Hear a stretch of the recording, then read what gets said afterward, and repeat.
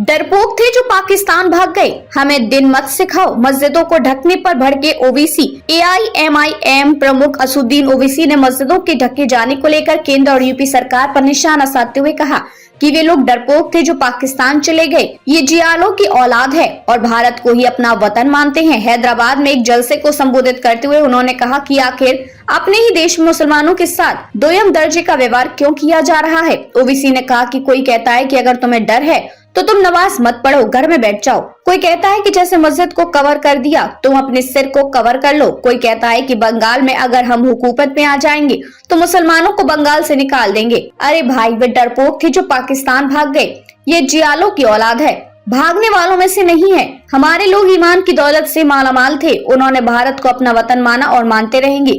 अजीब बातें चल रही हैं। ओवैसी ने कहा, हमसे आत्मसम्मान छीना जा रहा है। बताया जा रहा है कि तुम दूसरे दर्जे के शहरी हैं। हम तुम्हारा लोकतांत्रिक तरीके से मुकाबला करेंगे और तुम हारोगे।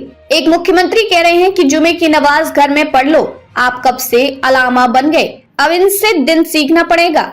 और घर में क्या क्या कर सकते हैं। मस्जिद है, धार्मिक मान्यता की स्वतंत्रता है।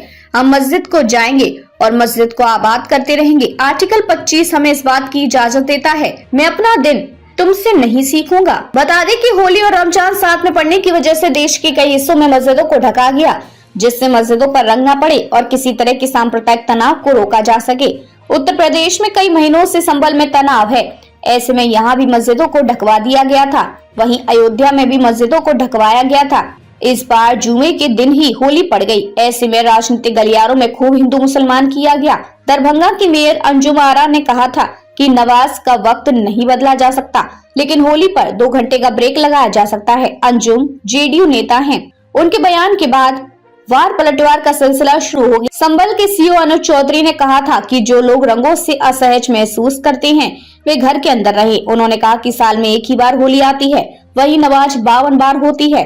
अगर किसी को रंगों से दिक्कत है तो उन्हें घर के अंदर ही रहना चाहिए। उन्हें व्यापक सोच रखनी चाहिए और त्योहार मिलजुल कर मनाना चाहिए। खबरों में अब तक के लिए बस इतना ही। फिर होगी आपसे मुलाकात, तब तक के लिए नमस्कार और देखते रहिए पहाड़ दूरदर्शन न्यूज। ऐसे ही लेटेस्ट अपडेट पाने के लिए हमारे चैनल को सब्सक्राइब करें और तुरंत नोटिफिकेशन पाने के लिए बेल आइकन प्रेस करना ना भूलें। यदि आप हमें फेसबुक या इंस्टाग्राम के माध्यम से देख रहे हैं तो हमारे पेज को फॉलो जरूर करें। धन्यवाद।